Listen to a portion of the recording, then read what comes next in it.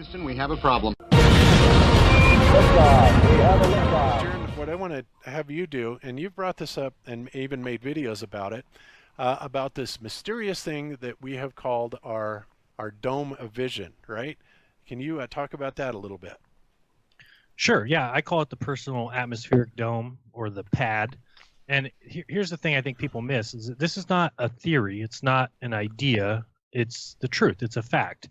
And you can figure that out on your own by just simply knowing that if you look up, that's the least amount of atmosphere that there is right above you, straight above your head. So if any light is coming directly down from straight above you, that has the least amount of refraction. It has the least amount of effects.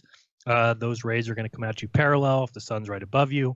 And then if you look to your left or right, or straight ahead of you or behind you, that is the most amount of atmosphere. So right away you can tell if the least amount of atmosphere is above you and the most is to your sides. That creates a personal atmospheric dome. We all see through it. No matter where you're at on the earth, no matter North Pole, South Pole, wherever you might be, you exist inside of a personal atmospheric dome where everything renders to you. So nothing can just appear in the sky. It all has to come from far away. So that's why we see things come up from the horizon line, right?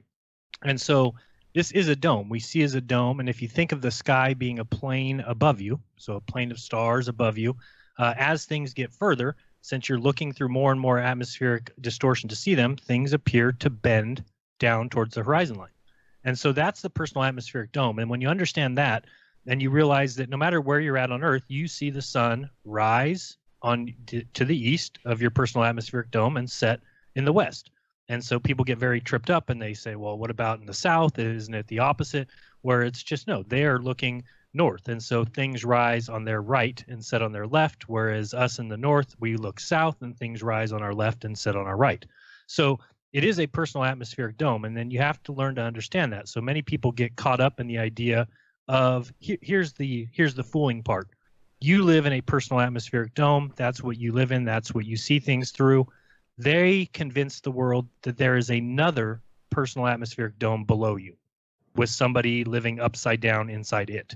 And that's the biggest, fooling point of the entire thing is that, no, you exist in your personal atmospheric dome. That's how you see things. When you watch a plane fly off into the distance, it doesn't just fly straight up and then disappear into the clouds. It goes down towards the horizon. That's the way everything works, just like the sun sets, just like the moon sets, just like the sun rises, just like the moon rises, just like a plane coming over the horizon, as you might term that, but just means it's coming from far away. I can't see planes from where I live leaving the San Francisco airport. It's too far.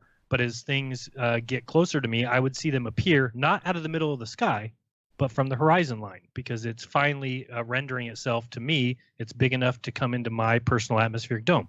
And that's the way the entire world works around you.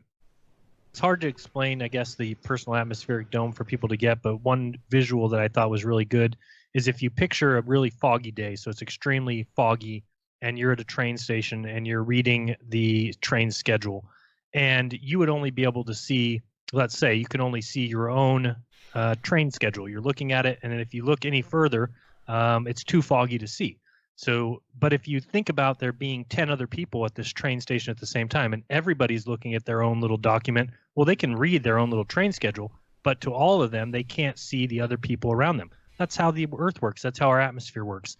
That when it's clogged up, like when it's foggy, you can't see very far. When it's clear, you can see a little bit further. But that's the same thing, is that we know that people exist, or other people are at this train station, other people are reading their train schedule.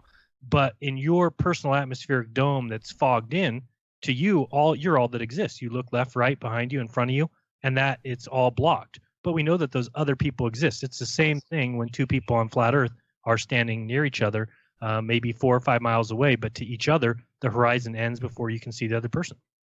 Right. So like if I'm looking off towards the horizon and I see the blue sky and the clouds towards the horizon, the clouds in the distance look like they're stacked on top of each other, basically.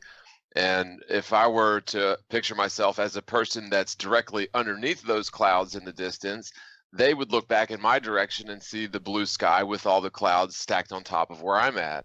And so it is very much a subjective sort of personal atmosphere that we all live within.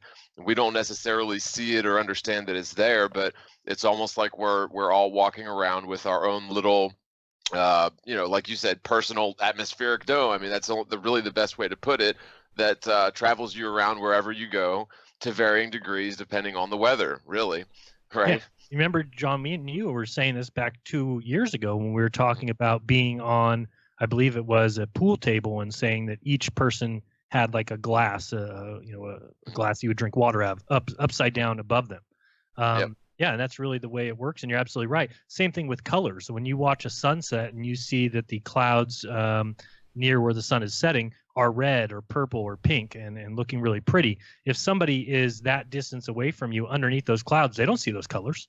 It's a very, very personal thing. You see the colors of the sunset because of the clouds and the atmosphere you're looking through. Somebody who's standing underneath that cloud would look straight up and see nothing but a cloud. Wouldn't be red or anything because that's not rendering for them in that color. Yep. Yeah. And I think that's the biggest problem with the ball earth theory going back in history, is people failed to sort of jump outside of their own heads to see, how would things look without the atmosphere. But refraction really wasn't even understood until the 1600s, but it appears the ball earth theory had already taken hold at that point. But nobody went back to revisit, this assumption that light must always travel in straight lines, but we know that it absolutely does not. Yeah, I totally agree with I'm looking at the chat right now, and I saw that Flat Earth Logic says everybody who has a smartphone camera should post a video of this observation with a limited viewing angle. It's very simple. You could do it on a long street. You could do it in a warehouse like a Home Depot or a Lowe's, and you can easily see this. And the argument that I've heard from ballers is hilarious. They're calling people morons and saying it can't possibly happen because their model shows it doesn't. And then their claim is that the road or the floor that we're doing these observations on is bumpy. That it's curved.